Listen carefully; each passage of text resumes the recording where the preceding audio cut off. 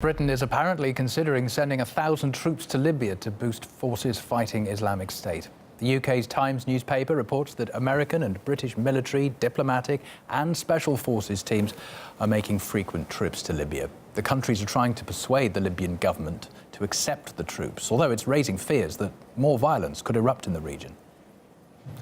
RT asked the UK's Ministry of Defence for a comment on the reports. A spokesperson there didn't deny the plans and said no decision has been reached. In 2011, the UK was among the countries who sent troops to Libya to oust Muammar Gaddafi, actions which were criticised for triggering the rise of Islamic State.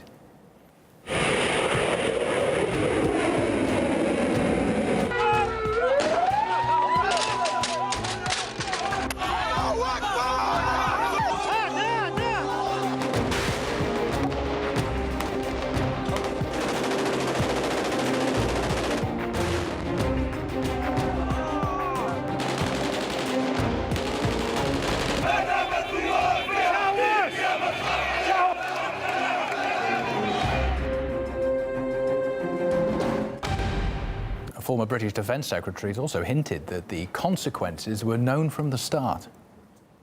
I think it's always true that where a power vacuum is created, forces of insurgency are likely to be drawn into it. In terms of the Libyan army's stockpile of weapons, what process did you and others engage in to ensure that these weapons were secured? It was and is always an unavoidable consequence of not having ground forces. As for the British newspaper reports, the claim is that the British troops would be involved in training missions rather than in actual combat. But Libya's newly appointed Deputy Prime Minister says the country's unwilling to accept more British soldiers on its soil and prefers to go it alone. Political analyst Chris Bambury believes sending extra troops to Libya would cause even more problems.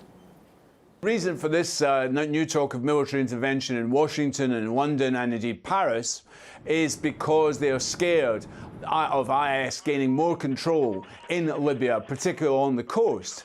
And they keep saying they have to intervene because of the threat of infiltration using the refugees' boats which cross from Libya to Italy and elsewhere.